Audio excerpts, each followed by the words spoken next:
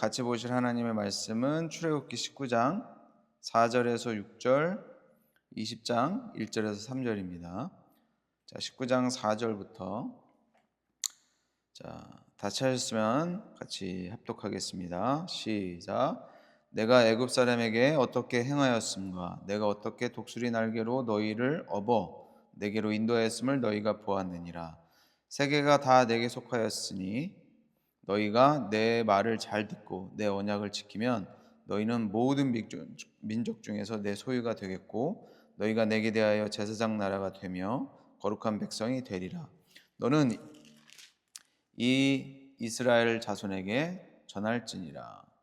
우리 계속해서 20장 1절에서 3절 말씀입니다. 시작. 하나님이 이 모든 말씀으로 말씀하여 이르시되 나는 너를 애굽 땅 종되었던 집에서 인도하여 낸 내 하나님 여호와니라. 너는 나 외에는 다른 신들을 내게 두지 말라. 아멘. 자, 사랑하는 우리 말씀교회 성도 여러분, 우리는 지금 성경 전체를 관통하는 하나님의 구속사적 거대 서사를 함께 그려가고 있습니다. 창세기부터 요한계시록까지 성경은 파편화된 수백 개의 개별적인 이야기를 하는 것이 아니라 오직 하나의 위대한 주제를 향해 달려가는 통일된 계시의 말씀입니다. 영국의 복음주의 신학자인 보건 로버츠는요, 성경의 이 거대한 흐름을 하나님 나라라는 하나의 렌즈로 꿰뚫어 보았습니다. 그는 하나님 나라의 핵심 요소를 세 가지, 즉 하나님의 백성, 하나님의 장소, 하나님의 통치와 복을 누리는 것으로 요약을 했습니다. 우리는 지난 4주간 이 세 가지 요소가 어떻게 전개되어 왔는지를 살펴보았죠. 하나님은 에덴 동산이라는 완벽한 이 하나님의 장소에 아담과 하와라는 하나님의 백성을 두셨습니다. 그들이 하나님의 통치 아래서 번성하도록 창조하셨죠. 이것이 하나님께서 원래 계획하셨던 그리고 창조하셨던 하나님의 나라였습니다. 그러나 인간의 타락으로 이 하나님의 나라가 깨어졌죠. 깨어진 것처럼 보였죠. 인간은 에덴에서 추방됐고요, 영적 사망에 이르렀습니다. 하지만 하나님께서는 이 타락한 세상을 포기하지 않으셨어요. 하나님은 아브라함을 부르셔서 내가 너로 큰 민족을 이루고 내게 복을 주어서 내 이름을 창대하게 하리라 라는 놀라운 주권적인 은혜의 언약, 횃불 언약을 맺으셨죠. 이것이 바로 약속된 하나님의 나라입니다. 약속된. 그리고 오늘 본문 출애굽기 19장과 20장에 이르러서 우리는 그 약속이 구체적으로 그리고 역사적으로 실제 탄생하는 가슴 벅찬 순간을 목도하게 되는 겁니다. 아브라함의 후손들은요, 이집트에서 400년이 넘는 긴 세월 동안 노예로 살았습니다. 그들은 파라오의 폭정 아래에서 신음하면서 스스로의 힘으로는 결코 구원을 이루어낼 수 없는 아주 무력한 존재들이었죠. 그러나 언약의 신실하신 하나님께서는 모세를 택하시고 그를 보내십니다. 그리고 10가지 재앙과 홍해의 기적을 통해서 그들을 애굽의 결박에서 끊어내셨죠. 이것은 단순히 한 민족의 정치적인 해방을 의미하는 것이 아니에요. 영적으로 볼 때는 이는 죄와 사망의 권세인 사탄의 압제로부터 자기 백성을 구출해내시는, 구원해내시는 하나님의 거대한 구원 사역의 예표입니다. 출애굽 후 3개월이 되던 날 이스라엘 백성은 드디어 시내산 기슭에 도착합니다. 이곳에서 하나님은 모세를 산으로 부르시죠. 그리고 이스라엘 민족과 공식적인 언약을 체결하십니다. 오늘 본문은 바로 그 이스라엘이 단순한 피난민의 무리에서 하나님의 통치를 받는 거룩한 국가로 공식적으로 건국되는 위대한 선언문이라고 볼 수 있어요. 그리고 오늘 이 본문을 통해서 우리는 기독교 신앙의 가장 본질적인 질문에 대한 답을 얻게 될 것입니다. 뭐냐? 첫 번째로 율법은 무엇인가? 두 번째로 구원받은 성도는 어떤 존재인가? 그리고 마지막 세 번째는 그렇다면 우리는 구원받은 하나님의 백성으로 이 세상에서 어떻게 살아가야 되는가? 이 질문에 대한 답을 우리는 오늘 본문을 통해서 보게 됩니다. 오늘 선포되는 말씀을 통해서 이 종교적인 의무감이나 율법주의적인 부담감에서 짓눌려 있던 우리의 영혼이 다시 한번 십자가의 은혜로 자유케 되시고 우리를 제사장 나라로 부르신 그 영광스러운 특권을 회복하는 복된 시간이 되시기를 예수님의 이름으로 축복합니다. 우리 다시 한번 19장 4절을 읽어보겠습니다. 19장 4절 시작. 내가 애굽 사람에게 어떻게 행하였은가? 내가 어떻게 독수리 날개로 너희를 업어 내게로 인도하였음을 너희가 보았느니라. 사랑하는 우리 성도 여러분, 하나님께서 시내산에서 십계명과 율법을 주시기 직전에 가장 먼저 이스라엘 백성에게 상기시키셨던 것이 뭐예요? 오늘 본문에 보듯이 그것은 그들이 지켜야 할 법이 아니라 하나님께서 그들을 위해서 행하신 은혜의 역사였습니다. 은혜의 역사. 하나님은 너희가 보았느니라 고 말씀하시죠. 무엇을 봤나? 가장 강대한 제국이었던 이집트가 10가지 재앙을 통해서 철저히 무너지는 것을 보았습니다. 앞에는 홍해가 넘실거리는 그리고 뒤에는 파라오의 아주 강력한 부대가 따라오는 그 절망적인 진퇴양난의 상황 속에서 바다가 갈라지고 마른 땅이 드러나는 구원의 기적을 두 눈으로 봤죠. 이스라엘이 구원을 얻기 위해서 한 일은 무엇이었어요? 하나도 없었습니다. 그들은 단지 모세의 말대로 문설주의 어린 양의 피를 발랐고 하나님이 열어주신 그 길을 걸어갔을 뿐입니다. 기독교의 복음과 세상 모든 종교의 가장 결정적인 차이가 바로 여기에 있는 것이죠. 세상의 모든 종교는요, 내가 착하게 살고 내가 요구하는 법을 지키고 공로를 쌓아라, 선행을 쌓아라. 그러면 신이 너를 구원해 줄 것이다. 너를 진리로 인도할 것이다 라고 말씀해요. 철저한 행위 중심입니다. 공로 중심이죠. 그런데 성경이 말하는 복음의 원리는 그것들과 전혀 달라요. 그 반대입니다. 하나님은 이스라엘 백성에게 너희가 시내산에서 내가 주는 십계명을 다 지키면 그러면 내가 너희를 애굽에서 구원해 주겠다라고 조건부로 말씀하지 않으셨죠. 하나님은 아무 자격 없는 그들을 먼저 전적인 은혜로 구원해 내십니다. 구원해 주셨죠. 그래서 우리는 다시 한번 깨달아야 되는 거예요. 율법이 먼저가 아니라 은혜가 먼저다라는 겁니다. 은혜가 먼저다. 율법은 구원의 조건이 아니에요. 율법은 구원받은 백성이 마땅히 하나님의 백성으로서 살아가야 되는 결과로 방식인 거죠. 라이프 스타일인 겁니다. 구원이 먼저고 순종은 그 다음이다라는 겁니다. 그래서 우리가 기독교 내에서 여러분 구원받기 위해서는 주의를 잘 지켜야 됩니다. 헌금 열심히 하셔야 됩니다. 착한 일 많이 하셔야 됩니다. 라고 얘기하지 않잖아요. 우리가 하나님의 백성이니까 이렇게 살아가야 됩니다. 라고 권면하는 거고 깨닫게 하는 것이지 이렇게 안 살면 구원 못 받습니다. 라고 얘기하는 것이 아니라는 거죠. 하나님은 이 놀라운 구원의 방식을 독수리 날개라는 아름답고도 강력한 메타포로 설명하십니다. 독수리 날개의 은유는요, 우리에게 세 가지 깊은 신학적인 진리를 가르쳐 줍니다. 첫 번째, 완벽한 보호와 안전입니다. 완벽한 보호.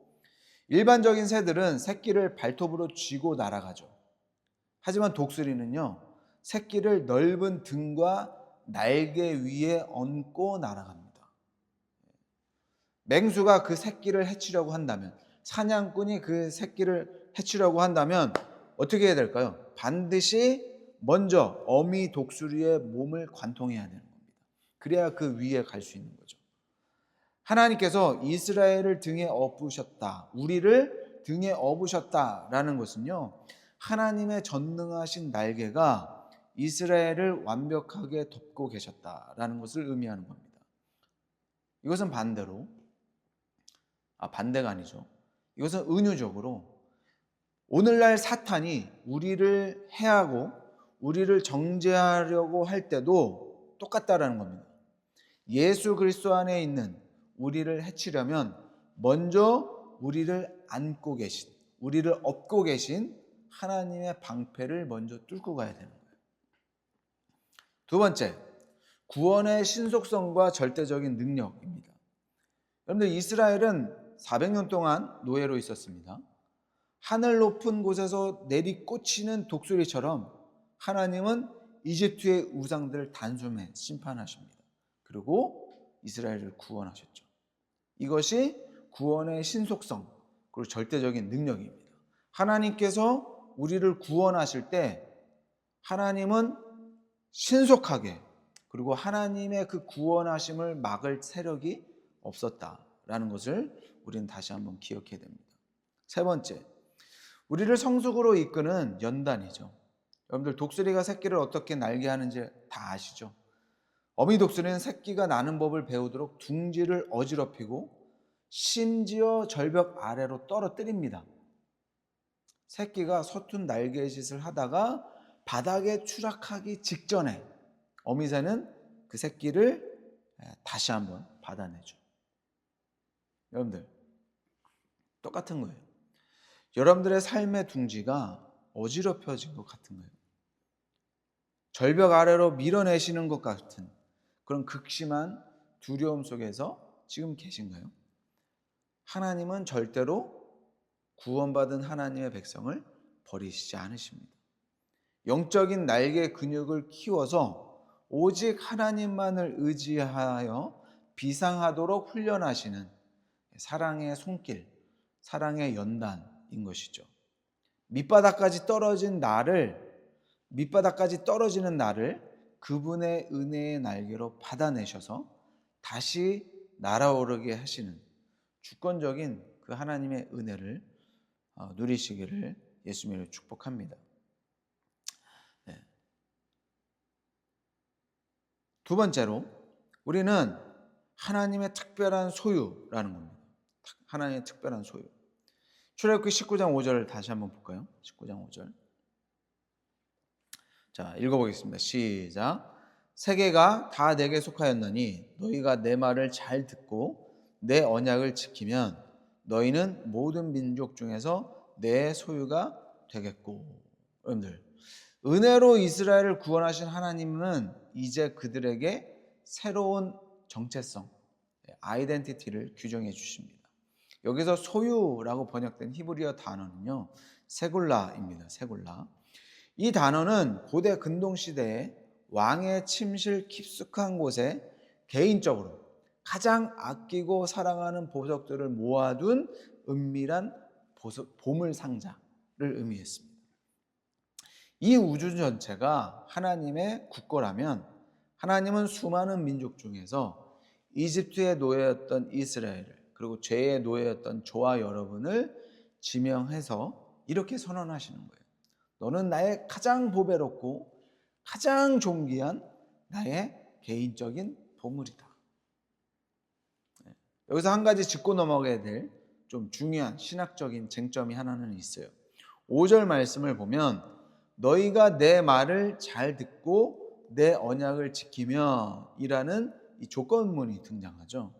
여러분들, 그러면 앞에서 얘기했던 대로 하나님의 은혜로 구원을 해주신다고 했는데, 은혜로 구원이 유지된다고 했고, 그 어떤 것도 우리의 구원을 다시 되돌이키지 않는다라고 얘기했는데, 왜 5절 말씀은 뭐뭐 하면 이라는 조건문이 등장하느냐라는 거죠. 이것이 그러면 여전히 행위 구원을 말하는 거냐? 결코 그렇지 않습니다. 이 부분을 정확히 이해하기 위해서 우리는 언약의 성격을 잠시 구분해 봐야 되는 거예요. 아브라함과 맺으신 은혜 언약은요, 구원과 자녀됨의 자격에 관해서 무조건적인 약속입니다. 무조건적인. 우리가 실패한다고 해서 우리의 구원이, 우리의 자녀됨이 취소될 수 없어요. 걷어가시지 않습니다. 반면 시내나산에서 맺은 율법 언약은 이미 구원받은 자가 하나님과의 깊은 교제를 누리고 쓰임받기 위해서는 조건적이다라는 거죠. 조건적이다. 무슨 말이냐? 신에서는 언약의 조건은 순종해야 구원받는다가 아니라 구원받은 내 자녀답게 거룩하게 살아야 나와 친밀한 교제를 누릴 수 있다라는 아버지의 말씀이라는 거예요. 이스라엘이 구별된 삶의 방식을 따를 때 비로소 그들을 통해서 세상에 하나님의 영광을 드러낼 수 있다라는 겁니다. 우리의 구원됨, 자녀됨과 상관없이 우리가 하나님과의 깊은 교제, 친밀한 교제, 그리고 하나님의 영광을 드러내기 위해서는 하나님의 법대로, 하나님의 말씀하신 그 말씀대로 살아가야 되는 것이죠. 이건 어떻게 보면 조건이라고 보기보다는 그냥 자연적인 결과다라고 볼 수도 있습니다. 중요한 것은 우리는 하나님의 자녀일 뿐만 아니라 하나님의 지정된, 그리고 하나님께서 우리를 아주 귀한 보물로 정하셨다라는 이 본질적인 정체성의 문제인 겁니다. 여러분들, 세상은 우리의 가치를 연봉이나 학벌이나 직업으로 평가할 수 있습니다. 하지만 창조주 하나님은 십자가의 보혈을 지불하시고 우리를 사셔서 너는 내 눈에 넣어도 아프지 않을 나의 새굴라, 나의 보물이다 라고 선언하시는 것이죠. 이 영광스러운 정체성에 깊이 뿌리내려 참된 자유를 누리시기를 예수님을 축복합니다. 자, 그래서 우리는 이 말씀을 통해서, 이 율법을 통해서 세 번째 진리에 넘어갈 수 있습니다. 그렇다면 우리는 어떻게 이 세상을 살아가야 되는가? 우리 19장 6절을 한번 다시 볼까요? 19장 6절. 너희가 내게 대하여 제사장 나라가 되며 거룩한 백성이 되리라. 너는 이 말을 이스라엘 자손에게 전할지니라. 이 구절은요, 이스라엘의 존재 이유를 가장 완벽하게 요약하는 구절입니다. 이스라엘은 뭐래요? 제사장 나라, 그리고 거룩한 백성으로 부름받았습니다. 이 깊은 영적 의미를 이해하기 위해서 다시 창세기와 거대 소사로 돌아가야 됩니다. 세계적인 성경 신학자 G.K. 빌 박사님은 하나님이 창조하신 에덴 동산은 최초의 성전이었다라고 봅니다. 그곳에 아담은 세상을 다스리는 왕인 동시에 하나님을 예배하는 최초의 제사장이었어요. 아담 부부는 하나님의 거룩한 임재와 영광을 세상 끝까지 확장해 나가는 사명을 받았지만 죄를 짓고 반역을 하고 철저히 실패했습니다. 이제 하나님은 시내산에서 이스라엘 민족 전체를 하나의 집단적인 아담으로 다시 부르고 계신 거예요. 실패한 아담을 대신해서 온 세상을 향해서 잃어버린 제사장의 역할을 감당하라라는 선언인 것이죠. 제사장을 뜻하는 라틴어 폰티펙스라는 말은요, 다리를 놓는 사람, 브리처 이런 이야기를 할 수도 있죠. 거룩하신 하나님과 죄인인 백성 사이에 서서 은혜와 진리를 연결하는 중보자라는 거죠. 당시 이방 나라의 가치관과 이스라엘이 가져야 될 가치관은 너무나도 달랐기 때문에 이방 제국들은요, 군사력과 경제력으로 세상을 지배하려 했고 이기적인 민족주의와 탐욕을 채우기 위해서 우상을 숭배했습니다. 그러나 제사장 나라인 이스라엘은 거룩함과 말씀 순종으로 세상을 섬겨야 하는 거죠. 오직 여호와 하나님만을 배타적으로 섬기면서 열방을 하나님께로 인도하는 이 선교적인 축복의 통로가 되어야 했습니다. 나아가 하나님은 이스라엘을 거룩한 백성으로 부르셨죠. 거룩의 본질적인 뜻은 구별됨입니다. 구별됨. set apart라고 할 수 있는데, 구별됨. 세속적이고 타락한 문화와 질적으로 완전히 다른 대안적인 공동체가 되어야 했습니다. 여러분들, 우리 침례교회가 굳게 붙들고 있는 핵심 신학이 바로 만인 제사장 측이죠. 만인 제사장. 우리는 하나님께로부터 구원받은 하나님의 자녀이면서 동시에 우리가 한 사람 한 사람이 하나님 앞에 나아갈 수 있는 그런 존재다라는 의미로서 만인 제사장을 이야기합니다. 그래서 우리는 이 만인 제사장이라는 뜻은 우리가 하나님의 구원받은 자녀일 뿐만 아니라 하나님의 은혜를 세상 가운데 전해줘야 되는 제사장으로서 부름받았다라는 의미이기도 한 거죠. 그래서 여러분의 직장은 파송받은 하나님의 교구입니다. 여러분의 가정, 여러분의 학교가 여러분의 성전인 것이죠. 세상 속에서 상처받고 신음하는 이웃들을 품고 대신 눈물로 기도하면서 하나님의 십자가 은혜를 선포하는 영적 대사가 되는 것, 이것이 구원받은 우리가 이 세상을 살아가는 이유인 것이죠. 우리가 오늘 본문을 통해서 다시 한번 또 생각해야 될 것 중에 하나는 출애굽기 20장 1절에서 3절 한번 보겠습니다. 출애굽기 20장에서 1절에서 3절.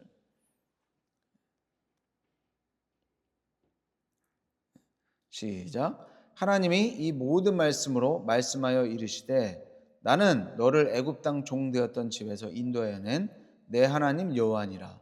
너는 나 외에는 다른 신들을 내게 두지 말라. 제사장 나라로 부름받은 이스라엘에게 하나님의 거룩을 유지할 수 있는 헌법, 즉 십계명을 주시죠. 근데 우리가 율법의 성격을, 그리고 율법을 주신 하나님의 이유를 오해할 때 십계명은 우리를 올가매는 마치 철장 같이 생각하는 분들이 있습니다. 그런데 십계명은 우리를 올가매는 어떤 계명이 아니고 법이 아니고 포도나무 가지가 풍성한 열매를 맺도록 지탱해주는 생명의 울타리다 라고 생각하는 것이 성경적입니다. 여러분들, 십계명의 서문인 2절에서 하나님은 나는 너를 애굽 땅 종되었던 집에서 인도하여 낸 내 하나님 여호와니라 라며 은혜를 먼저 각인시키시죠. 여러분들, 교파별로 십계명을 분류하는 방식에는 약간의 차이가 있습니다. 유대교는 하나님의 정체성 선언 자체를 제1계명으로 간주해요.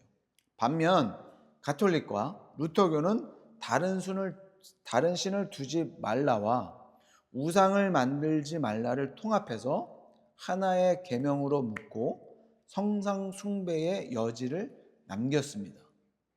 그래서 마리아의 형상을 하기도 하고 여러 성인들의 형상을 만들죠.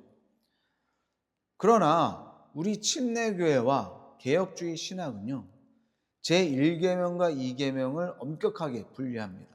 제1계명은 우리가 경배해야 될 예배의 대상이 오직 하나님 한 분뿐임을 말하고, 제2계명은 그 하나님을 인간의 입맛에 맞게 형상화하지 말라는 예배의 방식을 통지합니다. 그렇다면 제1계명, 나 외에는 다른 신을 내게 두지 말라라는 말씀의 진짜 의미는 뭐냐?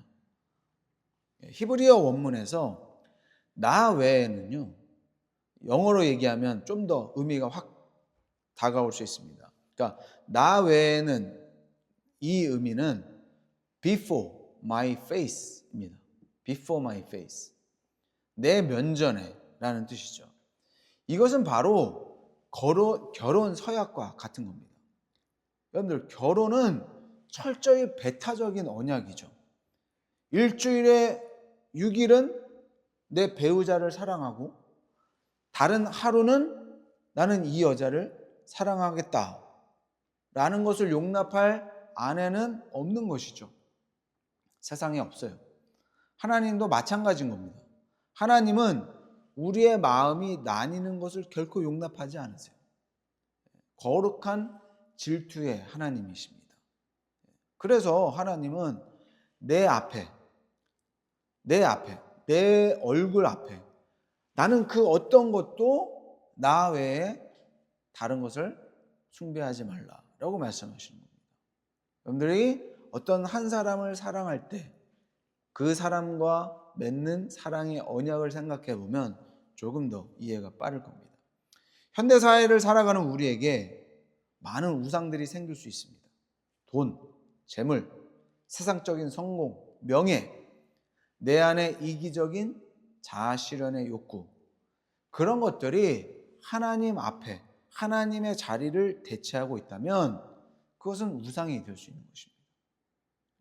하나님은 내 인생의 여러 중요도 목록 중에서 1순위나 2순위가 되기를 원하시는 분이 아니세요. 하나님은 순위를 매길 수 없는 절대적인 중심이고 전부가 되기를 원하십니다. 독생자 예수 그리스도의 생명이라는 전부를 내어주심으로 우리를 구원하셨기 때문이에요. 그 위대하신 하나님의 독점적인 사랑 앞에서 내 삶에 오직 주님 한 분밖에는 없습니다 라고 고백하는 것이 제사장 나라의 참된 모습임을 하나님은 이 십계명을 통해서 우리에게 계시하시는 겁니다. 여러분들, 위대한 시내산 언약의 현장에서 이스라엘은 일제히 우리가 다 행하겠다, 그렇게 행하겠습니다 라고 응답했습니다. 근데 뼈아픈 진실은 뭔가요? 뼈아픈 진실. 그들은 모세가 십계명 돌판을 받는 그 40일 동안 산 아래에서 금송아지 우상을 만들고 영적 간음을 저지르고 말았습니다. 율법의 가장 큰 목적은 우리 안에 깊은 죄성을 폭로하는 거예요. 그들은 본능적으로 거룩하신 하나님과 자신들 사이에 저주를 막아줄 중보자가 절대적으로 필요하다는 것을 깨달았습니다. 이 거대 서사의 흐름은요, 마침내 영원하고도 완전한 참된 중보자 예수 그리스도를 향해서 나아갑니다. 깨어져 버린 율법의 요구를 예수 그리스도께서 온전히 순종하셨고 우리가 받아야 될 그 언약을 지키지 못한 것에 대한 그 저주를 십자가 위에서 친히 담당하셨죠. 스스로 대제사장이자 화목제물이 되신 겁니다. 이 놀라운 복음으로 출애굽기 19장의 실패한 약속이 우리를 통해서 마침내 성취되온 것이죠. 그래서 베드로 사도는요, 베드로전서 2장 9절에서 이렇게 선포합니다. 그러나 너희는 택하신 족속이요 왕 같은 제사장들이요 거룩한 나라요 그의 소유가 된 백성이니. 우리는 예수 그리스도의 보혈을 통해서 독수리 날개로 업어 인도하시는 하나님의 품 안에서 참된 안식과 자유를 얻은 자들입니다. 오늘 우리 마음속에 교묘하게 자리 잡은 세상의 우상들을 십자가 앞에 모두 내려놓으시기를 예수님을 축복합니다. 우리는 하나님께서 우주에서 가장 존귀하시게 여기시는 보물 세굴라입니다. 문을 열고 세상으로 나아갈 때 여러분 한 사람 한 사람이 예수 그리스도의 십자가의 복음을 드러내는 영광스러운 제사장이 다 되시기를 예수님의 이름으로 간절히 축복합니다. 우리 이 시간 선포된 말씀을 기억하면서 같이 잠깐 기도했으면 좋겠습니다.